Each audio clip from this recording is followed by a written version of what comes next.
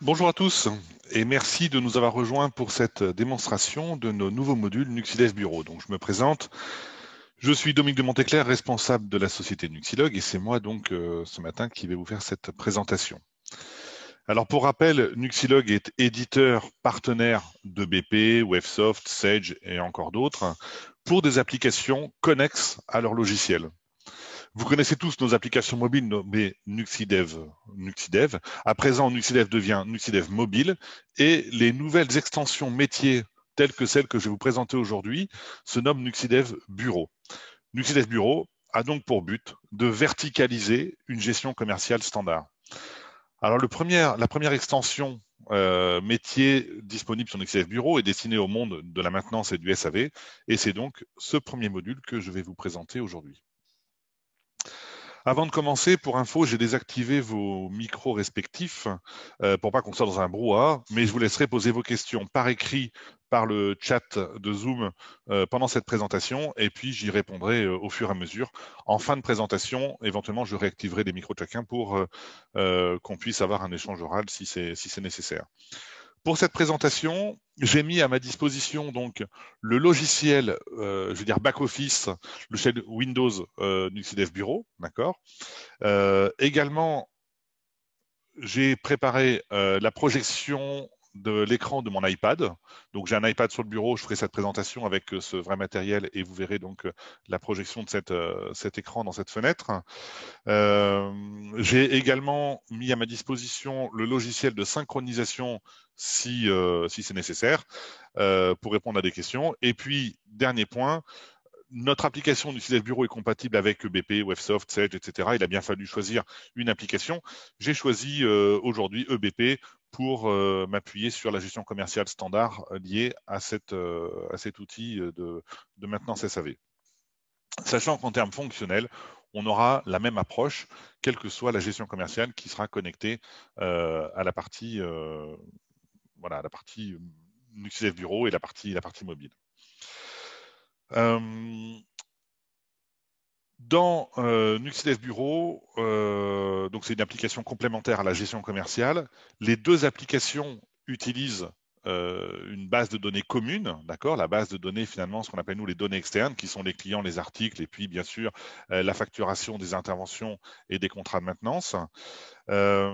Pour réaliser vos interventions, on a besoin également de ressources, des ressources techniciens, humaines, des ressources matérielles également éventuellement. Donc on verra ces points-là.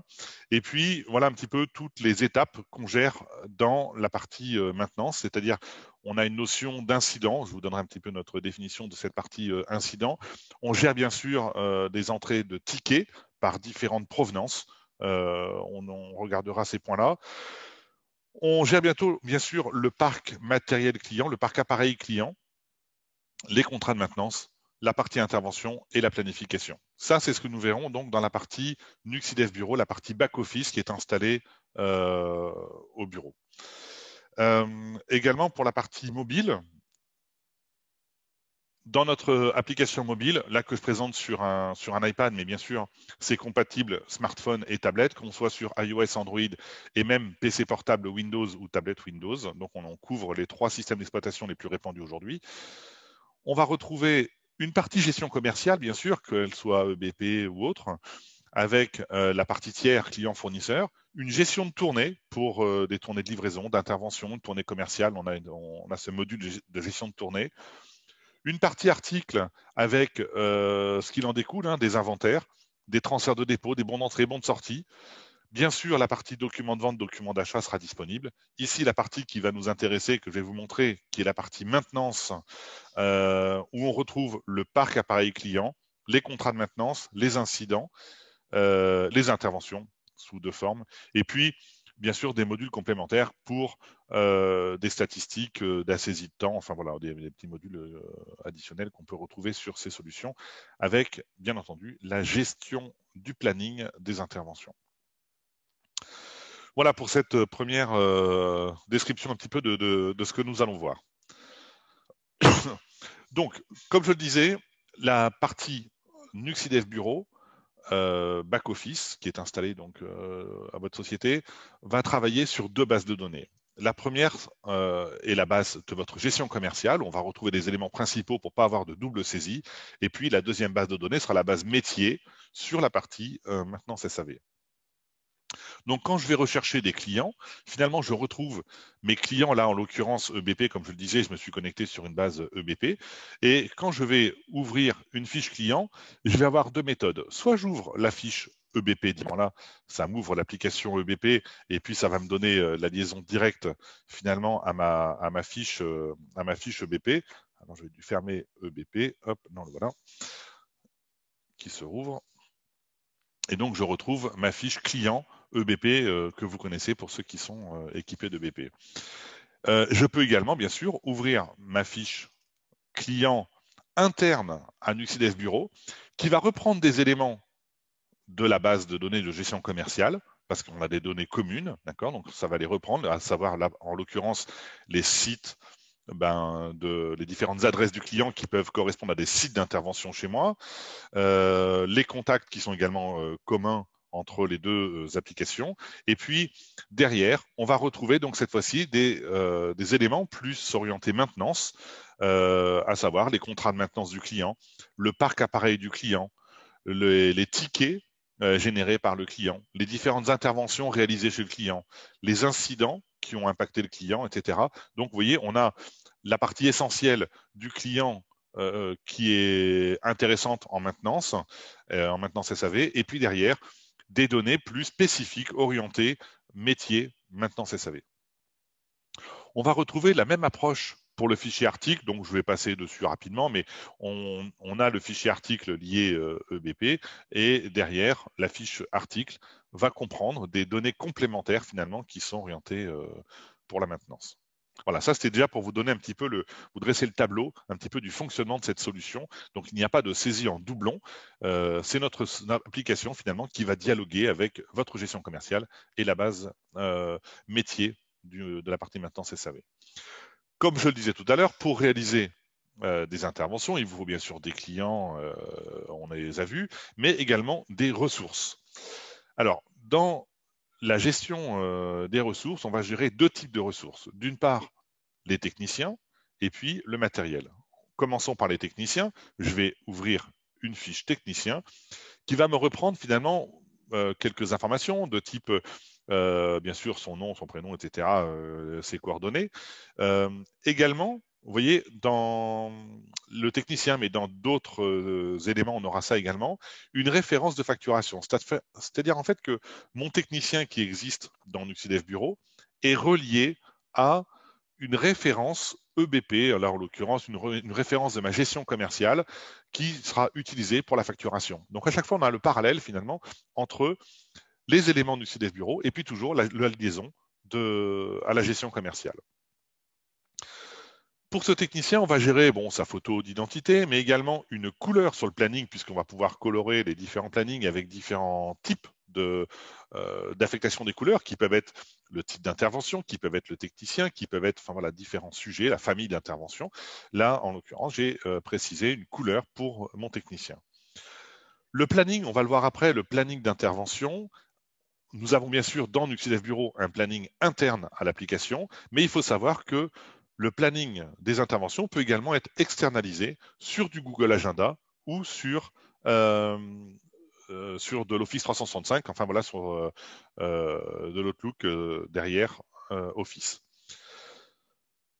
Ce planning externalisé peut avoir un intérêt. Déjà, sur vos tablettes et smartphones, vous êtes lié nativement à votre planning type Google ou autre, et bien vous aurez en plus donc les rendez-vous professionnels qui peuvent venir se mettre sur votre planning, et donc vous êtes bipé avant vos rendez-vous. Vous avez une vue globale de votre planning personnel et planning professionnel, c'est intéressant aussi. Et puis, autre intérêt, au bureau, si vous avez des gens qui ont un intérêt à regarder le planning et la planification, mais qui n'ont pas forcément accès ni à EBP ni à Nuxidev Bureau, et bien finalement, ce planning est accessible par tout le monde par ce partage justement de partage de Google Agenda ou d'Office 365. On va gérer également pour nos ressources humaines, nos techniciens, des compétences. Alors la compétence, ça peut être une compétence technique, d'accord, une certification, ou alors une compétence, dans mon cas, j'ai mis ça comme exemple, une compétence géographique. Mon technicien peut intervenir dans le département 78 et puis voilà sur différentes compétences techniques. Vous pouvez gérer ce niveau de compétence également au niveau des interventions. Une intervention peut nécessiter des compétences techniques, d'accord, ou des certifications, mais également une compétence géographique, comme dans mon exemple. Donc, si je mets cette compétence, quand je vais faire mon affectation de mon technicien pour réaliser mon intervention, eh ben, j'aurai ce rapprochement et ce filtre qui sera possible par ces notions de compétences. Également dans le logiciel, on va retrouver à plein d'endroits, on a une GED interne pour venir mettre des documents complémentaires. Là, sur la partie technicien, vous voyez, j'ai mis le CDD, le permis de conduire, des attestations d'aptitude et autres. On va pouvoir donc archiver ces données sur quasiment tous les écrans de notre solution Nuxidev Bureau. Voilà pour la partie technicien. Je regarde les questions. J'ai eu une petite question qui est arrivée lors de mon introduction. On me demande si on est compatible avec Sedge 50C. Non, on va commencer à Sedge 100C pour la partie connexion maintenant SSAV. Donc, pour répondre à cette première question. Donc, on a des techniciens. Il nous faut également du matériel. Alors, le matériel peut avoir un intérêt d'être créé finalement sous forme de ressources pour deux raisons. D'une part, parce qu'on peut avoir une incidence en facturation. Si j'utilise un matériel, il peut y avoir un coût horaire ou un coût à la journée, et donc ça peut être répercuté sur le montant de l'intervention. Le deuxième point, ça peut être également du matériel partagé entre vos différents techniciens, et donc on va avoir besoin, comme pour le technicien, finalement, de le planifier pour gérer cette utilisation de matériel partagé et de ne pas rentrer en conflit finalement sur des interventions qui auraient besoin de ce matériel avec un matériel qui ne serait pas disponible. Donc on va pouvoir également gérer une couleur sur le planning et puis un petit peu les mêmes éléments que ce qu'on a vu pour la partie technicien.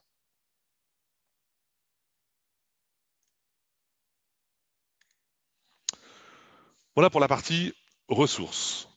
Maintenant, la partie qui nous intéresse, ça va être la partie, bien sûr, maintenance SAV avec tous les éléments, tout le cursus finalement de ce déroulé d'intervention. Alors déjà, on a une notion d'incident. Alors, la notion d'incident, c'est très important pour regrouper finalement une anomalie récurrente. Par exemple, là dans mon exemple, on va voir c'est une faiblesse sur une chaudière qui est connue, qui va générer des appels clients.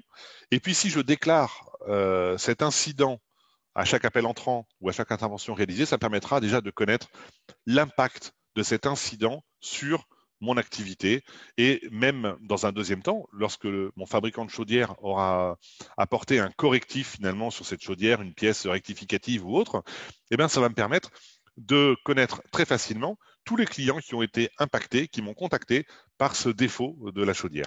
Ça, c'est un point très important dans notre métier de l'informatique, où nous, on va avoir des incidents, par exemple une mise à jour Windows qui peut nous créer des problèmes ou qui va créer d'accord, certaines difficultés. Eh ben, ça, c'est des choses, nous, qu'on note sur des appels entrants de SAV. Et puis, quand on a un correctif de la part de Microsoft sur des voilà, des corrections de ce genre d'incident, on va pouvoir très facilement apporter un patch correctif à nos clients et puis voilà, communiquer en tous les cas auprès de toutes les personnes qui ont été impactées par cet incident. Et puis derrière, de voir aussi le volume d'activité qu'a représenté cet incident de la part de l'éditeur ou autre.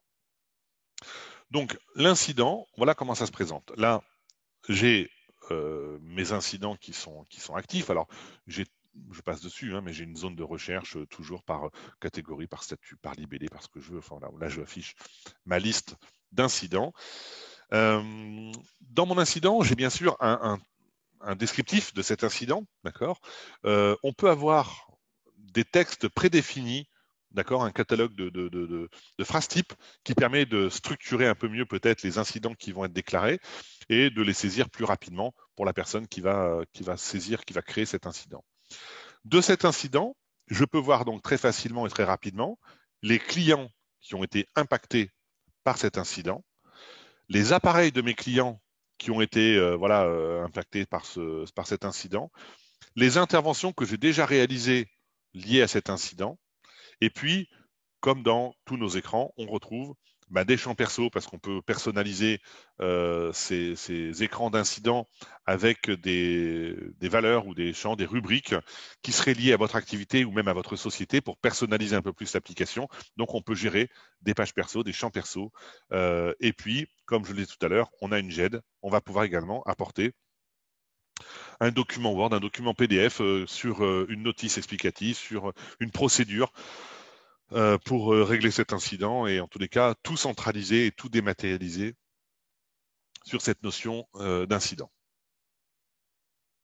Donc ça, c'est une notion qu'on va retrouver, vous allez voir après, au niveau des interventions, entre autres des clients. Alors, on me pose une question, on me demande si on est compatible avec la V20 de BP au niveau ergonomique, etc. Oui, complètement. On est complètement avec la nouvelle gamme BP, donc OpenLine, mais la nouvelle génération là qui est sortie il y a quelques jours. On est complètement compatible. Je ne l'ai pas mis là dans la démo parce que ma base de données était construite sur une ancienne version, mais bien sûr, on a validé tout ça et on est complètement compatible. Il n'y a pas de souci. Et puis, pour info, hein, on est partenaire certifié EBP et autres.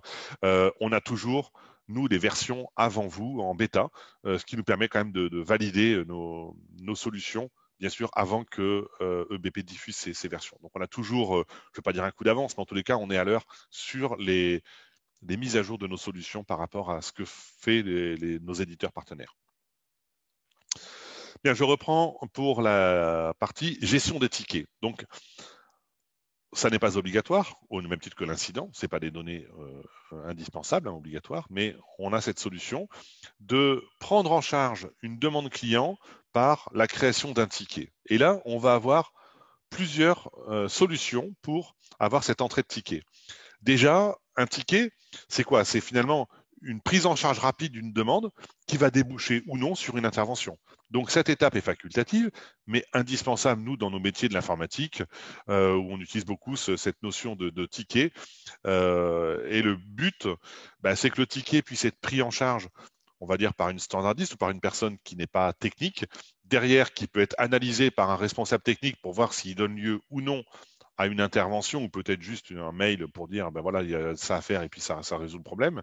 Donc, on a en premier lieu un assistant de prise en charge de ticket, typiquement qui peut être mis au standard chez vous pour cette prise en charge rapide et structurée. Donc là, on déclare déjà le client, d'accord, qui m'appelle. Donc là, je vais chercher dans mon parc client mon client, je le saisis directement. Ensuite, étape suivante.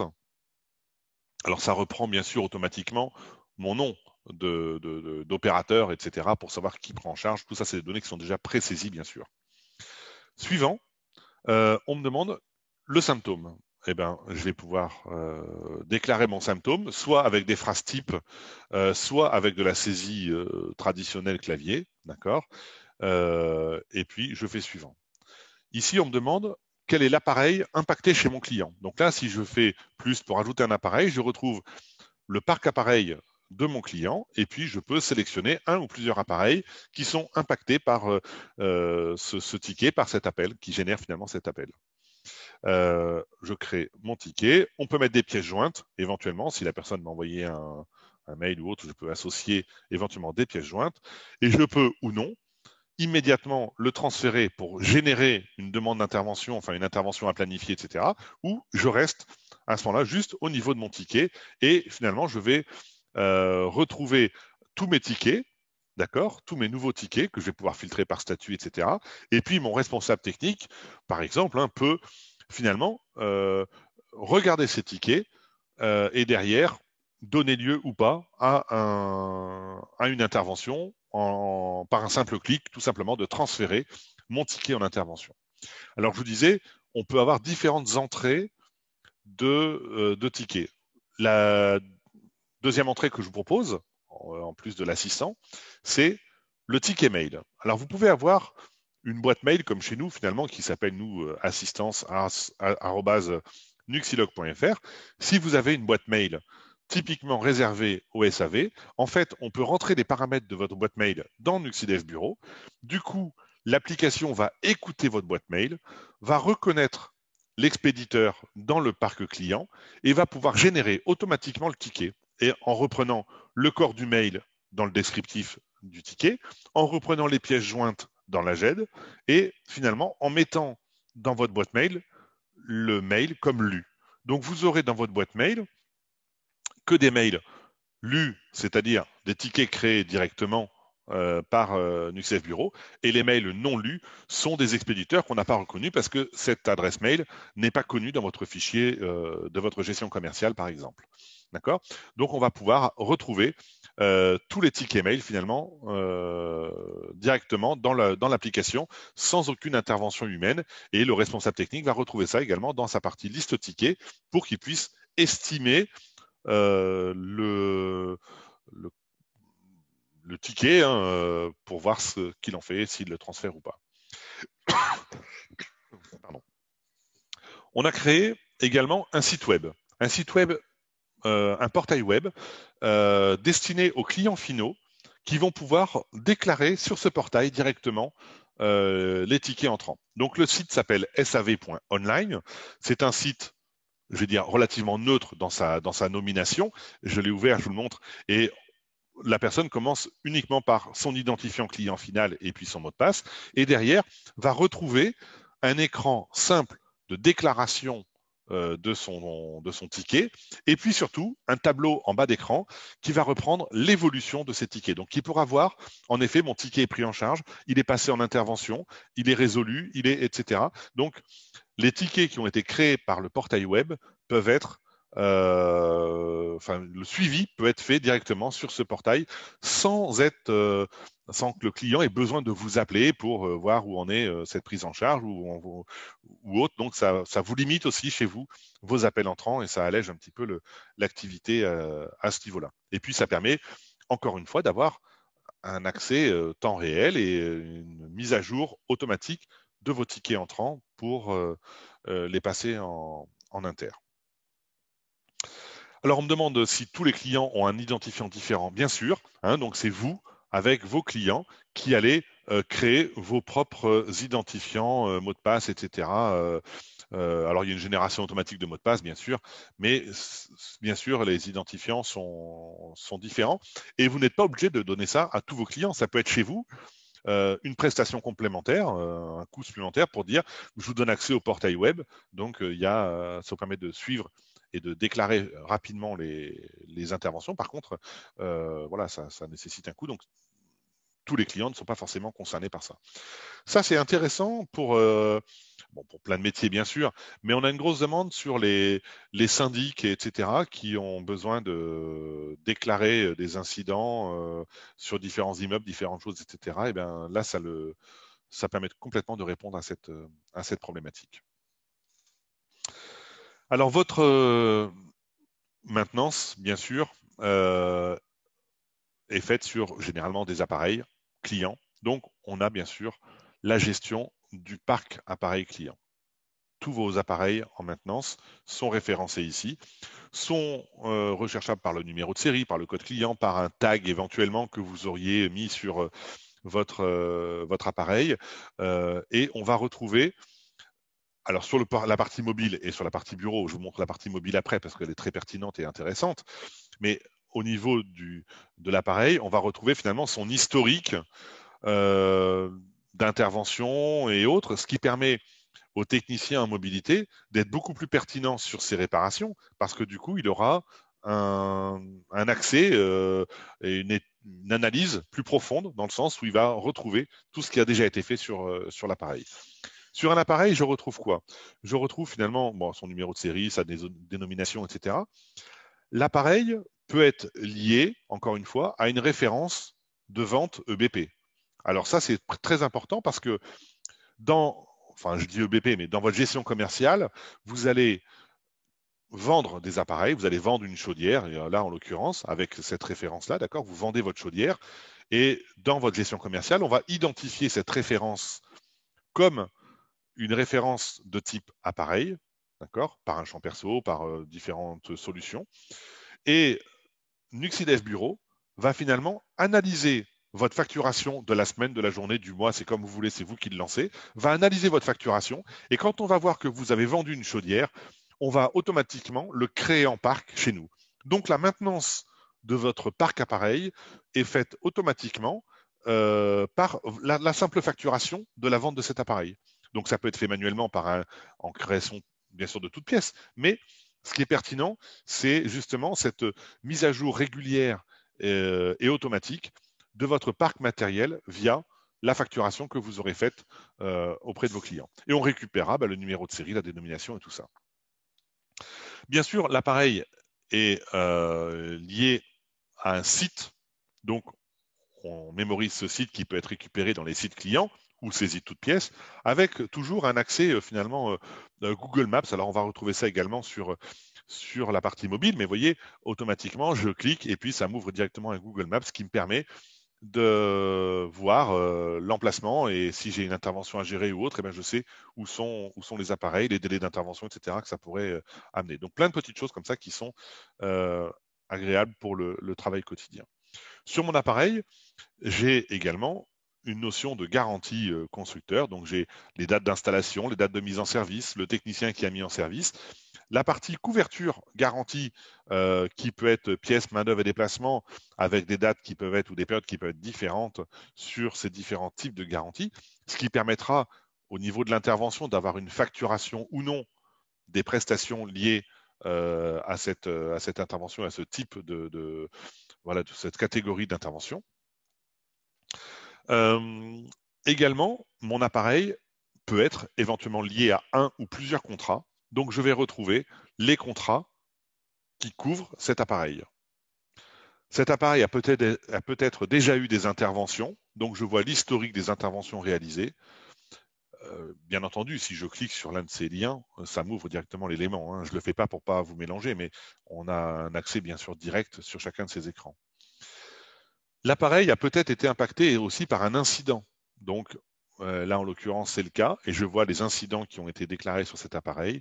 Et puis toujours de la personnalisation par des champs perso, et puis des pièces jointes qui peuvent être la notice de l'appareil, qui peuvent être différents documents finalement techniques ou non sur cet appareil qui pourront être récupérés par le technicien en mobilité. Alors, je vais passer sur la partie mobile, cette fois-ci, pour vous montrer un petit peu l'équivalent de ce qu'on vient de voir. Donc, j'ai là sur mon iPad la partie parc appareil client. Je retrouve le même genre d'écran avec des recherches par tag, numéro de série, ce que je veux pour retrouver un appareil. Mais je peux également retrouver un appareil. Je vais faire ce petit aparté. Si je prends mon client, d'accord. Je peux prendre mon client directement. Voilà, je vais afficher ma fiche client. Et de ma fiche client, bien sûr, j'ai 3 petits points ici qui me permettent d'accéder à mon parc appareil. D'accord. Là, je ne vous le montre pas par ces biais-là parce que le but est de montrer que la partie maintenance. Mais bien sûr, c'est complètement lié aux fonctions GESCOM. Donc, je retourne. Parc appareil, je reprends ici ma chaudière qu'on a vue tout à l'heure, et je retrouve finalement les mêmes éléments que ce qu'on a vu sur le PC, à savoir la description de l'appareil, bien sûr le client qui a cet appareil, l'installateur, le numéro de série, les dates de vente et de mise en service, ainsi que la partie garantie comme on l'a vu, le site, avec cette fois-ci un accès Google Maps ou un accès Waze. Si je dois intervenir sur cet appareil, je peux lancer Waze directement et bim, ça m'amène directement sur le site. C'est encore du gain de temps. On a également comme petite fonction comme ça complémentaire, quand on a un numéro de téléphone qui s'affiche sur un client ou autre, il y a un bouton click to call. Je clique, ça compose, j'envoie un mail directement. Enfin, toutes ces petites fonctions, ça évite ce que vous faites au quotidien. Vous appelez la société, vous demandez le numéro de téléphone d'un client, vous le notez sur un post-it dans la voiture, vous le recomposez. Enfin, voilà. Donc, la mobilité vous amène pas que des bons d'intervention saisis sur le terrain. Elle vous amène aussi un confort de travail au quotidien qui est très important pour le technicien. Donc, dans cet appareil, j'ai mes 3 petits points en haut qui m'amènent finalement sur les éléments liés à cet appareil, à savoir les contrats de maintenance qui sont liés à cet appareil, les interventions, l'historique des inters. Donc ça, le technicien en mobilité sera content d'avoir ça pour améliorer son diagnostic, les incidents également qui ont été liés à cet appareil, et puis les pièces jointes et les champs perso, comme on l'a vu sur la partie bureau. Je ne sais pas s'il y a des questions sur cette partie-là, avant que j'aille plus loin peut-être sur le module d'intervention, que là on rentre dans le vif du sujet. Apparemment, pas de questions. Donc je poursuis. Voilà, on a vu donc le parc appareil. Maintenant, important, les contrats de maintenance. Alors, les contrats de maintenance peuvent être créés de toutes pièces, mais peuvent également être issus de contrats types. Et puis, on aura la même chose pour les interventions, on en parlera après. C'est-à-dire qu'en fait, si vos contrats se ressemblent, je vais prendre l'exemple, par exemple, d'un pisciniste qui, globalement, va avoir deux types de contrats. Un contrat d'entretien de piscine, d'accord, avec un passage régulier toutes les semaines entre telle date, etc. Et puis un contrat d'ouverture et d'hivernage de la piscine. Donc, comme tous ces contrats vont être bâtis sur ces deux modèles, je peux tout à fait créer un contrat type qui va reprendre un nombre d'heures, peut-être pourquoi pas une facturation, enfin un montant, des passages obligatoires. Ce contrat type peut être lié à des interventions type, de type entretien, etc. ou autre. Et finalement, quand je vais créer un contrat pour un client, eh ben, je vais pouvoir me baser sur ce modèle de contrat, ce qui fait que, je veux dire, 80% des zones seront déjà renseignées. Il ne me restera plus qu'à personnaliser cette partie-là pour mon client. Alors, voilà ce qu'on a sur un contrat. Un contrat est toujours lié à une référence de facturation, puisque le but est de facturer le contrat donc dans la gestion commerciale, et c'est cette référence-là qui sera appelée pour la facturation en GESCOM. Le contrat est lié à un client. Il peut être lié à ou issu finalement d'un contrat type. Là, c'est mon cas, en l'occurrence, il est lié à un contrat type. Il peut appartenir à différentes familles. Ce qui permettra, comme je le disais au début de la démonstration, d'avoir une couleur qui peut être différente sur le planning, ou alors un traitement qui peut être différent, ou une recherche qui peut être différente. Donc, on peut associer une famille. On peut également lier le contrat à une affaire. L'intérêt, c'est que du coup, la facturation qui sera générée dans votre gestion commerciale, eh ben, sera liée également à cette affaire. Dans la partie détail du contrat, je retrouve bien sûr la durée de mon contrat avec la période de ce contrat. Ce contrat peut être en renouvellement automatique, il peut avoir un préavis et bien sûr une date de résiliation. Et ces données-là me permettront également, dans la partie facturation, d'avoir toutes les semaines, tous les mois, enfin c'est vous qui choisissez les périodes, et bien tous mes contrats à renouveler, d'accord? Et du coup, ça régénérera automatiquement la facturation dans votre gestion commerciale. Le contrat peut également prendre en charge un nombre d'interventions ou un temps passé, ou pourquoi pas les deux, ou aucun, peu importe. Là, dans mon exemple, mon contrat est limité à un nombre de passages, en l'occurrence 3 passages. J'ai déjà consommé 2 passages, il me reste donc un passage possible sous contrat. Je peux être alerté sur les compteurs restants pour revendre un nouveau contrat finalement, d'accord, ou des nouveaux passages à mon client. Et puis, je peux également reporter ce compteur, qu'il soit positif ou négatif, sur le contrat suivant, sur le renouvellement de ce contrat. Euh, le contrat couvre également pièces, main-d'œuvre et déplacements, ou que partiellement, là c'est mon cas. On ne couvre pas les pièces, on couvre main-d'œuvre et déplacement avec une période qui peut être redéfinie. Et bien sûr, ce contrat peut avoir des frais de déplacement qui sont appliqués à chaque intervention, chaque passage. On retrouvera donc ce montant de frais de déplacement forfaitaire. Le contrat est bien sûr facturable par un montant et peut avoir un tiers payeur. Alors là, vous voyez, c'est mon cas. Mon client, c'est la crèche des lutins et mon tiers payeur, c'est la mairie de Saint-Denis. Ça, c'est intéressant. Dans certaines gestions commerciales, la notion tiers payeur est optionnelle ou disponible que dans une certaine gamme. Eh bien, nous, comme on va gérer nous-mêmes en interne le tiers payeur, vous n'avez même pas besoin finalement de cette option tiers payeur dans votre gestion commerciale, puisque c'est nous qui allons générer les éléments de la facturation dans votre GESCOM. On générera bien finalement la partie payeur et la partie client, site d'intervention, livraison dans les documents qu'on va générer.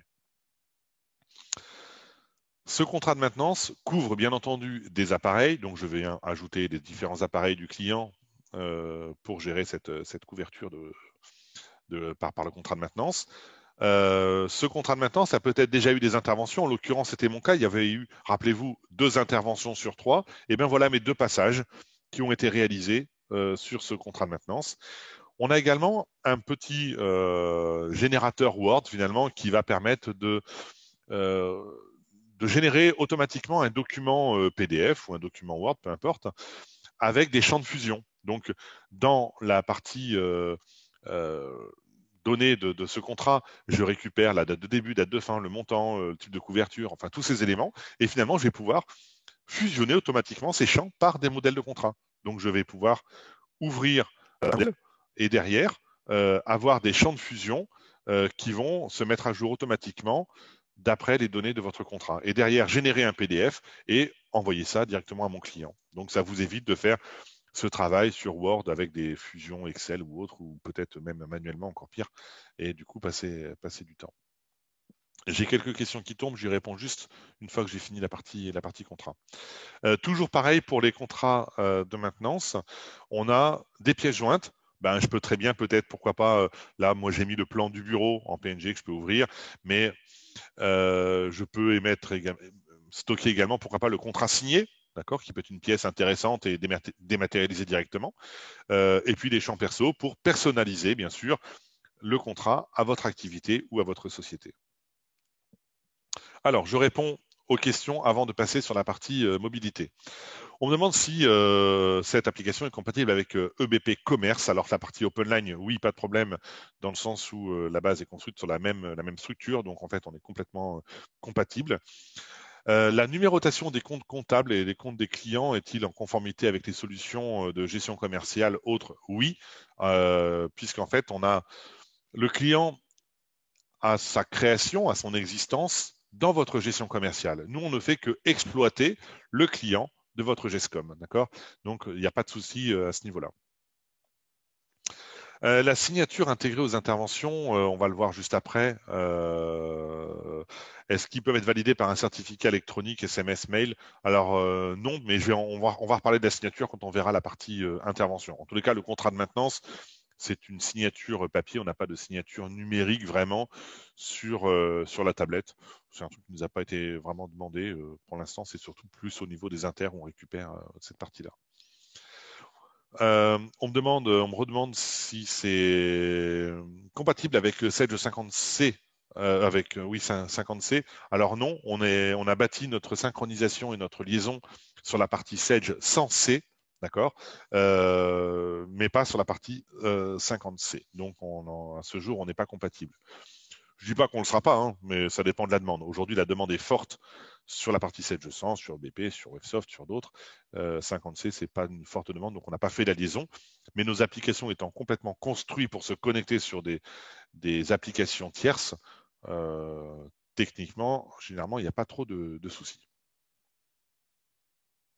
Alors, on me demande sur quelle version Sage censé, sur la censée. Après, sur des questions plus pointues, éventuellement, on pourra se faire un entretien téléphonique. Je note votre nom et on pourra en reparler au téléphone pour aller dans le détail de cette partie-là. La contrat de maintenance, je vous le montre maintenant sur la partie tablette. Donc, j'approche ma tablette. On a bien sûr ici sur ce bouton la partie contrat de maintenance où je vais retrouver le même type d'éléments, recherche par client, par famille, etc. Ou pourquoi pas par le client directement, j'ai accès à ces différents contrats de maintenance. Et quand j'ouvre un contrat de maintenance, je retrouve ce qu'on a vu sur le PC, tout simplement, hein, c'est-à-dire le libellé, le code client, la famille de contrat, le type, les dates pardon, de couverture de ce contrat et la durée.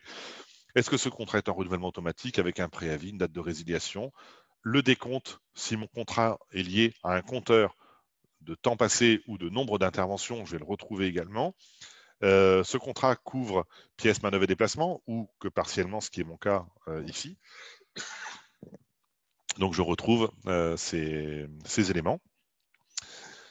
Également des frais de déplacement qui peuvent être appliqués à chaque intervention. Donc je retrouve ces frais. Et puis derrière, on va retrouver les éléments associés à ce contrat, à savoir le parc appareil client qui peut être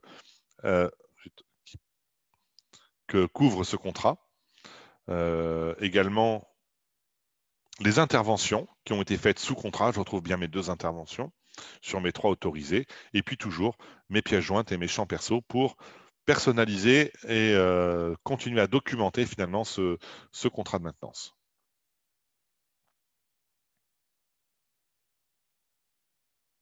Voilà, je reviens sur la page d'accueil.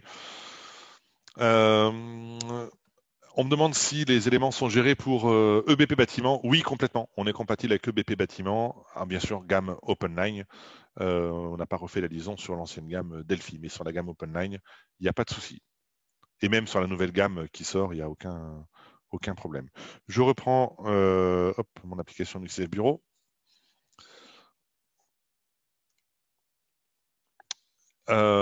Et on poursuit. Donc bien sûr, le renouvellement, j'en ai parlé, puisqu'on a mis les dates de préavis, on a mis les dates de fin de contrat. C'est moi qui vais choisir finalement mon créneau de renouvellement. J'affiche tous les contrats renouvelés, je les coche, je les valide. Ça me génère le renouvellement automatique et ensuite, je vais pouvoir passer finalement à la facturation de mes contrats qui n'ont jamais été facturés. Voilà, je retrouve. Je n'ai qu'à les cocher et à envoyer la facturation. Et automatiquement, ça part dans la GESCOM pour facturation. Et on garde bien sûr dans notre logiciel la liaison entre le contrat et le document final qui est dans votre GESCOM. Alors maintenant, le cœur du sujet, les interventions. Mais il fallait quand même voir toutes ces petites choses avant pour bien comprendre la partie intervention. Donc une intervention, comme je le disais tout à l'heure, peut être issue d'une intervention type pour des gens qui ont des interventions avec des types récurrents finalement. On peut préparer un modèle d'intervention et derrière s'appuyer dessus pour créer mon intervention. Une intervention peut également être issue d'un ticket, comme on l'a vu tout à l'heure, pour être déjà généré avec les 3/4 des éléments déjà en place. Alors, une intervention, je retrouve l'association, bien sûr, un titre, enfin un libellé sur cette intervention, un statut, un état, qui sont là des états paramétrables. C'est vous qui allez pouvoir créer vos différents états pertinents par rapport à votre activité et vous retrouverez donc ces états dans vos interventions, ce qui permettra de les filtrer ou de les traiter de façon différente. L'intervention, bien sûr, liée à un client, peut être liée éventuellement à un contrat de maintenance, c'est mon cas, et peut être issue d'une intervention type, comme je le disais tout à l'heure. L'intervention peut être également associée à une famille. Vous allez pouvoir créer différentes familles de type installation de nouveaux clients, entretien, réparation. Et ça pourra avoir un impact au niveau des couleurs sur le planning, au niveau de la recherche d'interventions à planifier sur également. Enfin voilà, il y a différents filtres possibles par ces familles d'intervention. L'intervention peut également être liée à une affaire ou à un chantier pour la partie bâtiment, de façon à ce que les facturations issues de cette intervention soient liées à l'affaire et à votre chantier. On a également une gestion de dépôt par intervention. C'est intéressant ça au niveau du mobile parce que le technicien a peut-être un stock dans sa camionnette et du coup les interventions qu'il va générer vont être liées à ce dépôt. Ce qui fait que au niveau de votre GESCOM, votre stock sera juste dans la mesure où vous avez fait votre transfert de dépôt avant, de votre dépôt principal pour alimenter votre camionnette, et les interventions déstockeront finalement ce dépôt spécifique qui est la camionnette du technicien. Dans mon intervention, j'ai donc la partie de mon intervention avec la localisation, mon accès Google Maps, toujours pareil, le symptôme qui a été décrit pour le technicien pour qu'il puisse générer cette intervention, traiter cette intervention, qui peut être issue donc de symptômes types que vous pouvez créer avant dans un catalogue de symptômes ou alors en saisie directe. Également, cette intervention impacte un ou des appareils. Là, ça impacte 2 appareils et je vais le préciser, ce qui fait que mon technicien sur le terrain pourra retrouver automatiquement ces appareils dans sa demande d'intervention. Ensuite, l'intervention peut être faite par plusieurs techniciens, c'est mon cas, peut être faite également, là c'est pas mon cas mais je vais le changer, je vais exprès prendre une autre date. Hop. En fait, peut être lié à plusieurs dates, d'accord ? Voilà, j'ai eu 2 passages dans mon intervention, un passage le 15, un passage le 16, et je retrouve comme ça, de façon éclatée, les heures de passage, tout ça, c'est bien rattaché aux techniciens et à la journée. Donc j'ai des techniciens qui peuvent arriver de 10h à midi et le technicien suivant de 14h à 18h. Tout ça, c'est repris directement par technicien et donc les coûts horaires seront directement liés à cette présence. Également, j'ai eu besoin de fournitures pour cette intervention. Donc on verra la saisie au niveau du mobile parce qu'en théorie, c'est plutôt le technicien qui va faire cette saisie et je retrouve la saisie dans la partie back-office. Mais donc je retrouve là des fournitures qui ont été saisies et j'ai utilisé du matériel de l'entreprise pour réaliser cet inter, puisque le matériel peut avoir aussi un impact au niveau de la facturation. Ces éléments que j'ajoute par un clic droit tout simplement pour ajouter un matériel ou ajouter un technicien. Enfin bref, tout ça c'est très simple d'emploi. Va donner lieu donc derrière à une notion, je vais aller voir ici directement, facturation. Je retrouve les mêmes éléments qui composent mon intervention, les consommations, le matériel et mes techniciens. Et derrière, j'ai la main quand même sur le côté facturable. Est-ce que je facture ou pas ce technicien ou cette journée ou ce matériel ou cette fourniture, d'accord? Certaines fournitures peuvent être remplacées peut-être parce qu'il y a eu une casse de la part du client. Donc là, ce ne sera pas pris en charge par le contrat de maintenance, par exemple. Donc je peux très bien avoir des pièces de remplacement pris en charge et d'autres non. En tous les cas, je garde toujours la valorisation de mon intervention et mon prix de vente. D'accord? J'ai toujours cette notion de valeur initiale, ce qui va me permettre derrière de connaître les clients qui vous coûtent de l'argent par rapport à votre contrat de maintenance. Vous avez un prix de contrat. Si vous avez un client qui vous consomme trop, finalement, ben, au moins être alerté. Je ne sais pas ce que vous ferez, si vous augmenterez les contrats ou si vous virez le client, mais en tous les cas, ça vous permet déjà d'avoir cette réflexion et d'avoir cette analyse pour savoir s'il y a un coût ou non ou un bénéfice sur vos contrats, puisque les interventions seront liées directement au contrat de maintenance. L'intervention a bien sûr été faite par le technicien qui m'a fait un rapport d'intervention et qui m'a fait peut-être signer le client. Là, ce n'est pas le cas, mais on va voir ça tout de suite sur la partie mobile. Alors, je rapproche mon iPad et on va voir ici 2 méthodes pour saisir une intervention. Un assistant qui permet de faire une saisie structurée, step by step, simple, ou alors l'intervention complète finalement par ce module. L'intervention peut être soit créée au bureau précédemment parce qu'on va préparer l'intervention et le technicien va récupérer finalement l'intervention qui le concerne. On a peut-être déjà mis son nom de technicien sur l'inter et du coup, il ne peut voir, si on le souhaite, que les inters qui le concernent. Ou alors, le technicien peut également créer de toutes pièces son intervention s'il le veut. Je vais commencer par l'assistant, par la saisie simple. Moi, je vais prendre une intervention qui existe déjà pour que ce soit plus simple. Et voilà mon assistant. Déjà, j'ai mon client, d'accord, mon site d'intervention avec toujours mon accès direct Google Maps ou Waze, avec une visu sur la carte si je veux, avec un click to call si je veux appeler mon client, avec un envoi de mail automatique si je veux envoyer un mail. Je peux voir également sur ce premier écran le symptôme qui a été déclaré. C'est pas la souris, c'est sur mon iPad directement. Le symptôme qui a été déclaré. Là, comme on est dans de la saisie mobile, j'ai ma saisie clavier traditionnelle, j'ai ma saisie également par des phrases types, et j'ai également une saisie très intéressante pour les techniciens, qui est de la dictée vocale. Je clique sur le micro, je parle à ma tablette, et le texte est reconnu directement. Ça, c'est très intéressant et très apprécié des techniciens qui ne sont pas forcément des grands rédacteurs. Voilà pour mon premier écran. Et puis, bien sûr, excusez-moi, les appareils, bien sûr, qui concernent cette demande d'intervention. Donc là, premier écran, j'ai tous les éléments, le site, le symptôme, mes appareils. Je passe à l'écran suivant. Et là, je trouve les ressources, donc les différents techniciens qui sont censés intervenir, le matériel et les consommables. Donc, je peux ajouter tout simplement un technicien en le sélectionnant ici et puis en faisant plus, ça me l'ajoute en haut, d'accord? Je peux également, si mon nom est déjà en haut, dire je suis Laurent, et puis Laurent, eh ben, j'arrive sur le site d'intervention, eh ben, je fais play. D'accord? Et là, j'ai un compteur temps qui démarre. Je peux quitter l'application, je peux revenir en arrière, etc. Le compteur temps continue. Et puis, quand je termine mon intervention, eh ben, je peux faire pause finalement sur mon nom. Et derrière, ça reprendra donc les éléments dans mon temps d'intervention.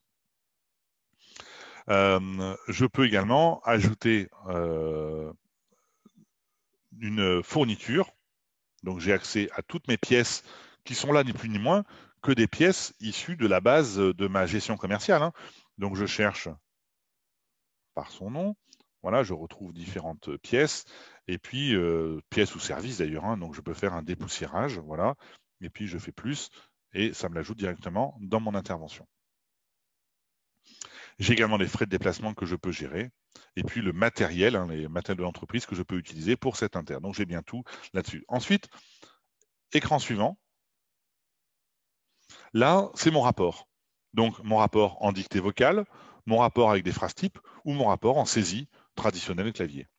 Et tout ça avec une signature du client possible directement sur la tablette pour une validation. Et on retrouvera bien sûr cette signature dans la partie back-office au bureau. Voilà, ça c'était l'assistant step by step,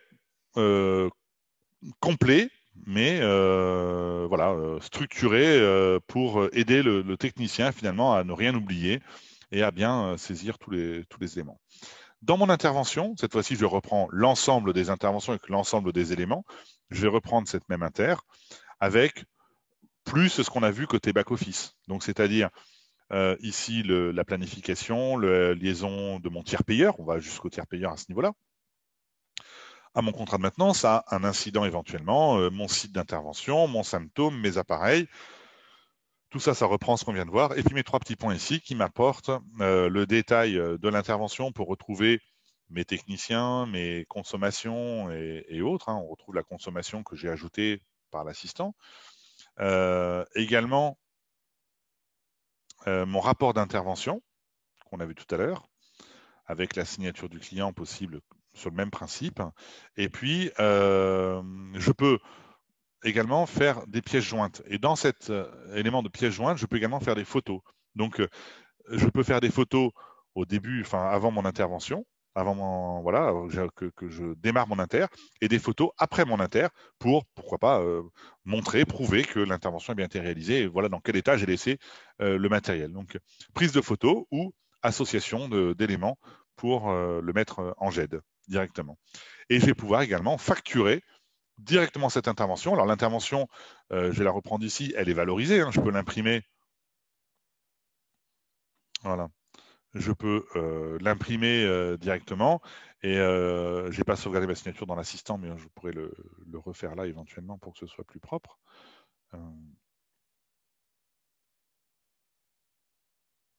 Voilà, on va la valider, on va la réimprimer, ça sera plus clean. Et là, donc, je récupère bien la signature de mon client, ma valorisation, les différentes consommations, fournitures, techniciens qui sont venus, etc. J'ai tous les éléments. Donc j'ai une valorisation, mais j'ai une facturation possible si je dois laisser vraiment une pièce comptable, une facture. Et à ce moment-là, la facture générée par la partie mobile va remonter directement en GESCOM. L'intervention dans Nuxdev Bureau et la facture en GESCOM directement. Voilà pour ce côté intervention. Alors, je réponds aux questions. On me demande si on peut faire des connexions entre Nuxi et puis le logiciel commerce. J'ai répondu que oui tout à l'heure. Plus un bâtiment.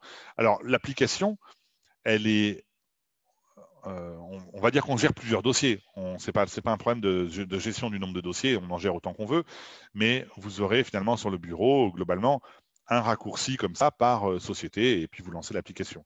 Chaque société peut être liée à un logiciel différent. Je peux très bien, on va passer dans l'exagération, mais avoir un Sage et un EBP, et puis j'ai deux dossiers du bureau qui sont liés à un EBP et l'autre à Sage. Ou alors c'est deux dossiers EBP ou autre. Ça pose pas de problème. Ou un bâtiment, une GESCOM. Pas de souci pour ça. Pour la mobilité, On me demande quels sont les outils conseillés pour fonctionner avec Nuxilog hors iPad. L'application a été développée vraiment pour fonctionner sur smartphone et sur tablette. Alors, on s'est rendu compte que les techniciens étaient préféraient le smartphone de grande taille plus que la tablette. Ça évite de rajouter peut-être un matériel. L'application se redimensionne et est complètement structurée.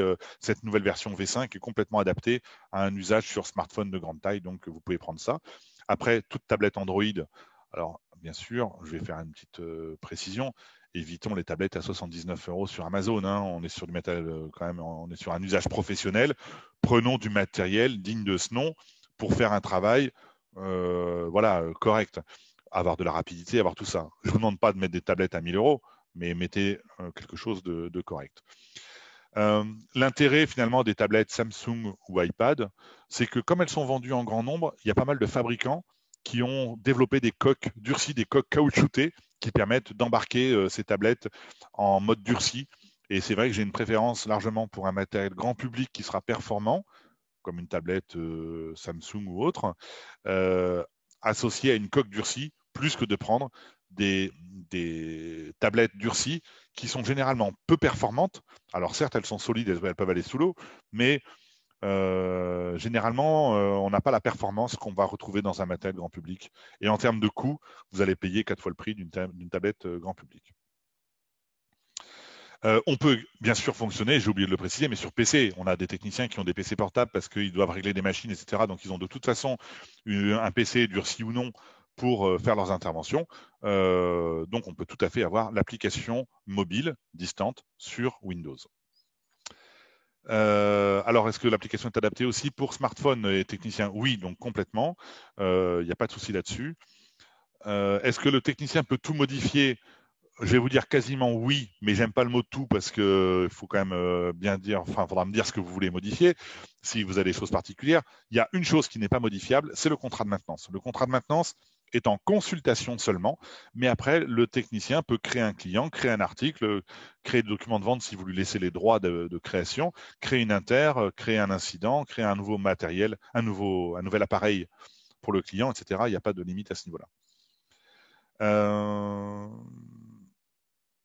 Alors, on me demande si les bons d'intervention qui sont créés là dans EBP sont récupérables et modifiables dans la tablette. Oui, complètement. Donc, ça veut dire que le bon d'inter peut être... alors, je reprends un petit peu la question parce que là, la personne me parle de bons d'intervention saisis dans EBP. Alors, EBP a un module maintenance SAV qu'on sait gérer en mobilité, mais ce n'est pas ce que je suis en train de vous montrer. Moi, je suis en train de vous montrer le module maintenance SAV lié à Nuxidev Bureau. On a bien sûr, dans notre gestion commerciale, le module maintenance SAV qui ressemble fortement à celui que je vous ai montré, mais qui n'est pas le même quand même, qui est lié à celui de BP. Donc on peut tout à fait, si c'était votre question, se connecter à la gestion commerciale BP associée au module maintenance SAV de BP. À ce moment-là, on ignore le côté back-office que je vous ai montré. Alors, les visites préventives, exact. On peut gérer ces visites préventives. Je vais quitter le côté mobile et on va revenir sur le côté bureau. En fait, dans mes interventions, j'ai des interventions programmées. Alors, je vais reprendre l'exemple de mon pisciniste, en effet. Mon pisciniste, il a des interventions. L'intervention d'ouverture de piscine, de mise en service de la piscine, qui va faire au mois de, je sais pas, avril-mai. Donc, il va pouvoir la programmer, pas la planifier, juste la programmer, dire je dois faire ça sur le deuxième trimestre ou je dois faire ça sur le mois de mars ou sur la semaine 27, d'accord? Donc, on peut programmer une inter. Donc, ça va me permettre également d'organiser mon travail sur des passages préventifs, des passages obligatoires de contrat, etc.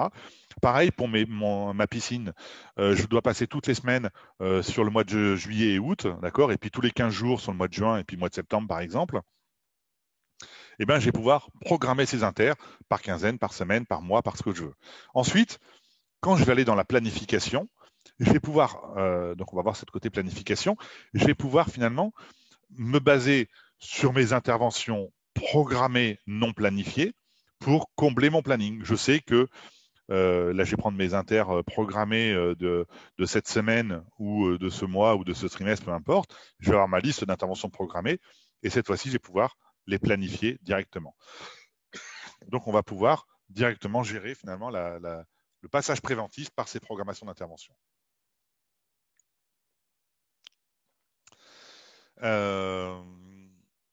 On me demande jusqu'où la personnalisation des écrans est possible. Alors, côté mobile, les écrans que je vous ai montrés sont des écrans fixes. On va pouvoir ajouter des champs perso pour personnaliser ces écrans, mais dans un onglet particulier où ça sera regroupé, ça sera vos données, votre organisation personnelle, d'accord. En ce qui concerne la partie back-office, on peut aller un peu plus loin. Si je prends, on va prendre un autre écran, je vais prendre un écran d'appareil par exemple. Vous, si par exemple le numéro de série ici ne vous convient pas, on peut personnaliser l'interface ici et puis finalement ce champ-là, vous voyez, je peux bouger ça, je peux faire plein de bêtises et puis derrière enregistrer ou annuler mes modifications voilà, pour remettre tout ça. Donc vous pouvez là, par contre, jouer complètement sur des champs, ou pourquoi pas mettre des champs même invisibles. Hein. Vous avez le code numéro de série qui est pas du tout pertinent pour vous, eh bien on peut très bien le rendre invisible pour vous, et puis quand vous validerez votre écran, eh bien vous aurez directement votre personnalisation. Donc là au niveau du bureau, on ne le montre pas tellement cette partie-là, mais sachez qu'on peut personnaliser l'écran. Est-ce qu'il y a d'autres questions sur ce qu'on vient de voir, ou j'attaque la partie planification qui est pertinente et intéressante pour la partie intervention. Donc là, je l'ai dit en avant-première, mais la programmation des inters qui sont des interventions qu'on ne planifie pas, mais qu'on va mettre sur une période parce qu'on doit les faire, d'accord. Donc on va pouvoir taper dans ce panier d'interventions programmées ou alors regarder mes inters. Alors j'aurais dû, je vais faire ça, je vais replanifier une inter exprès pour en avoir une quand même en stock à gauche. Et pour planifier une inter, alors une inter, elle peut être associée à un technicien en particulier, parce que j'ai déjà mis son nom dans la base de données, enfin dans l'intervention. Et à ce moment-là, je prends mon inter et puis je vais la mettre voilà, le jour que je veux et ça me la planifie directement. Mais je peux également avoir des techniciens types, d'accord, alors de différentes rubriques. Je peux avoir, si je gère par exemple des climaticiens, chauffagistes et des électriciens, eh ben, en effet, c'est des compétences un peu différentes. Donc, je peux créer deux techniciens types. Et du coup, mon intervention, je vais lui dire, j'ai besoin d'un électricien. Et du coup, quand je vais le planifier, je pourrais le mettre sur n'importe quel technicien qui a la compétence électricien. D'accord. Donc, soit je préprogramme le nom du technicien et j'ai plus qu'à le mettre au planning pour ce technicien-là, soit au contraire, je pars sur juste des compétences. Et si je gère pas les compétences, eh ben je gère un technicien type qui n'a pas de compétences, et puis les interventions ne gèrent pas les compétences, et du coup, je mets ce que je veux où je veux. Pour replanifier une intervention, ben, comme je l'ai dit, si la personne ne peut pas vous recevoir à ce moment-là, je peux faire replanifier directement et ça repart à gauche. Ou alors, je peux directement décaler mon intervention pour la replanifier. Et quand je vais ouvrir cette intervention, directement, je vais pouvoir avoir ces nouvelles dates qui ont été replanifiées directement. Dans la mesure où je bouge quelque chose sur mon planning, c'est immédiatement répercuté sur le Google Agenda ou l'agenda Office 365 qui peut être en liaison avec notre solution, comme j'ai dit au départ de la présentation. Alors ce planning, on l'a bien sûr également sur le mobile, de deux façons, soit dans votre planning natif de votre terminal avec la liaison Office ou la liaison Google Agenda, ou directement ici par le planning qu'on a dans notre solution, où là je peux cliquer sur une intervention, j'ai un premier aperçu de cette intervention, d'accord, un petit résumé, et derrière je peux cliquer sur l'œil ici pour ouvrir directement l'intervention que je dois réaliser maintenant. Voilà, je vois mon site, tiens, maintenant je dois aller sur celui-là, allez, un coup de Waze, je me rends chez le client. J'appelle le client pour dire ici que j'arrive dans un quart d'heure. Et puis, le coup est parti. J'ai plus qu'à continuer mon intervention, faire mon play. Je viens d'arriver chez le client, etc. Donc, tout ça, c'est très fluide pour le technicien. Je continue à répondre aux questions. Alors, quels sont, attendez, c'est en train de défiler, donc j'ai un peu de mal à suivre. Quelles sont les différences entre la mobilité par rapport à l'option module SAV? Je pense qu'on va beaucoup plus loin que le module SAV. Si vous le connaissez, le module SAV de BP et le nôtre, on a développé ce module justement pour avoir une approche plus complète de la maintenance. EBP, à la base, est une gestion commerciale. Ils ont fait un module maintenance SAV qui est très bien, mais qui a ses limites. Donc, on a proposé cette offre alternative. Euh, bon, voilà, c'est deux solutions. Notre application de maintenance SAV par rapport à EBP se connecte aussi bien sur une ligne PME qu'une pro, qu'une classique. Il n'y a pas de limite à ce niveau-là. Est-ce qu'on peut lier un agenda, envisager un lien avec notre agenda de Websoft, par exemple? Alors, l'agenda de Websoft, en fait, les actions commerciales, les actions, les activités, pardon, sont reprises. Là, j'ai démarré le côté, EBP, d'accord, mais si je reprends dans mon iPad, j'espère que je l'ai, oui, il est là, le Websoft. Vous voyez, on retrouve dans Websoft la partie maintenance SAV qu'on vient de voir, hein, les contrats de maintenance, les incidents, parce que ça, c'est lié à Nucleus Bureau. Et on a un planning commercial, qui est le planning issu de Websoft, et le planning d'intervention, qui est le planning Nucleus Bureau. Donc, on va bien rattraper les deux plannings. Il n'y a pas de souci. Je reprends bébé pour finir ma démo. Ce que je peux faire, je vais répondre à cette question, et après, si vous voulez, je vais vous laisser réactiver, parce que j'ai globalement fini cette présentation. Je vais laisser la réactivation des micros. Donc, si vous voulez poser une question, une fois que j'ai répondu aux questions écrites, là, si vous voulez répondre poser des questions par oral, je vous demanderai d'activer votre micro pour poser la question, de le couper après pour pas qu'on soit dans un brouhaha. Alors, autre question que j'avais par écrit.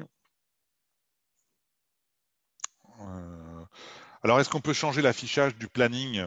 Alors, on a quelques petites choses qu'on peut changer. Là, je reprends ma côté vue bureau. Je peux voir le planning des techniciens. Je peux voir le planning matériel. Je peux voir une seule ressource si je veux. Qu'est-ce que je peux faire? Euh, je peux inverser, bon, voir une vue journée, semaine, mois classique. Je peux inverser les lignes et les colonnes. Je ne sais plus comment on fait. Ben voilà, je ne sais plus.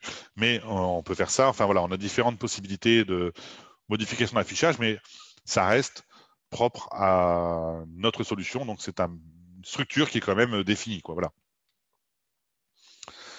Euh,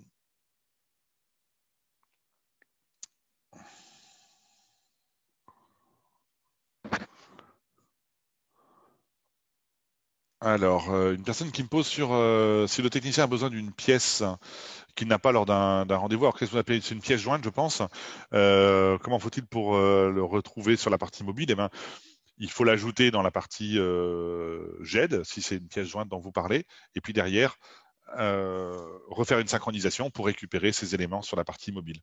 Hein, je vous rappelle, je l'ai pas dit au début de la démo, mais la partie mobile, elle est en mode déconnecté. Donc, pas besoin d'avoir une connexion Internet en permanence, ce qui vous garantit de pouvoir utiliser l'application tout le temps où vous soyez, sans perte de vitesse ou parce que vous avez une mauvaise connexion Internet. Vous aurez toujours une application fluide et disponible grâce à ce mode offline. On me demande également quels sont les tarifs et abonnements. J'ai pour habitude de ne pas parler tarification et abonnement sur ces présentations groupées, dans le sens où aujourd'hui, vous avez aussi bien des revendeurs, des intégrateurs que des clients finaux qui assistent à cette présentation. Et donc, je laisse le soin aux intégrateurs de parler de tout ça. Et si vous êtes client final en direct avec nous ou alors intégrateur, je vous laisserai rappeler le service commercial après pour que vous puissiez avoir toutes ces informations commerciales. Voilà, mais là, je reste sur une présentation plutôt purement technique. Une pièce matérielle. Alors, si jamais en effet vous n'avez pas une fourniture, en effet, le technicien sur le terrain peut créer un nouvel article, une nouvelle pièce, s'il le souhaite. Il peut créer un nouvel appareil, mais ça peut être fait également au bureau. Vous créez dans votre gestion commerciale le nouvel article et vous relancez une synchronisation pour récupérer ces éléments directement sur la tablette et le technicien pourra en bénéficier. Donc, soit voilà, soit c'est le technicien, soit c'est le bureau qui peut recréer la pièce manquante. Le tracking a-t-il été évoqué sur cette visio? Non. Le tracking des techniciens n'a pas été vu. On a un module qui s'appelle saisie des temps. Alors, je remontre mon iPad. Hop. On a un module ici qui s'appelle saisie des temps. Bon, c'est pas le but de cette présentation, mais je peux juste l'ouvrir pour vous montrer. On va pouvoir saisir des temps facilement pour les chantiers ou pour les affaires. Et dans ce module de saisie des temps, on a également ici un module de tracking avec finalement la géolocalisation du technicien, le suivi de son temps de présence statique et son temps de présence mobile, donc quand il est en déplacement. Et ça peut être remonté dans le côté back-office, mais dans un prochain module, qui est un module dédié au tracking qu'on voit ici. Voilà. Hein, donc il n'est pas encore actif, ça sera un module complémentaire qui sera complémentaire ou dissocié au choix de la partie Nuxidev maintenance SAV. On peut avoir besoin de faire du tracking sans pour autant avoir besoin de faire du SAV. Donc ça sera une prochaine présentation.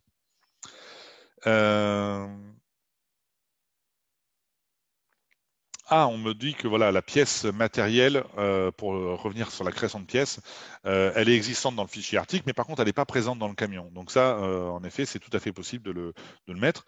Soit votre stock camion va passer en négatif si la personne s'est procuré la pièce différemment, mais ça peut être autorisé, un stock négatif, c'est pas quelque chose de rédhibitoire. Voilà, mais il n'y a pas de souci. Après, si vous voulez aller plus loin sur cette présentation, sur ce point qui paraît être une question précise pour vous, je suis disponible, ou service commercial chez nous, on est disponible pour répondre précisément à cette question, pour bien voir le cas client que vous avez et derrière vous donner de bonnes informations.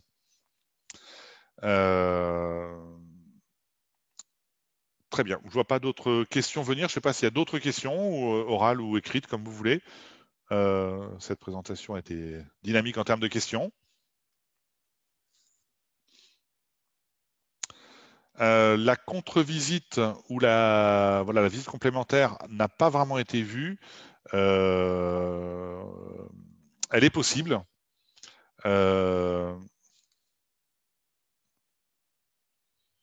De générer une visite complémentaire, c'est possible. Je suis désolé, j'ai un trou de mémoire, je ne sais plus comment on fait. C'est pas quelque chose qui est souvent demandé, de pouvoir replanifier, redonner une visite. Je cherche tout en vous répondant.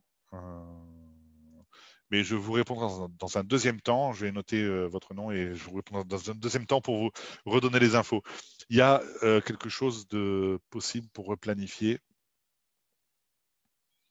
Donc, je peux bien sûr ajouter une date à l'intervention. Hein. Ça peut répondre déjà à votre question. Je fais intervenir le 15, le 16, et puis j'ajoute une nouvelle date, le 26 pour refaire finalement.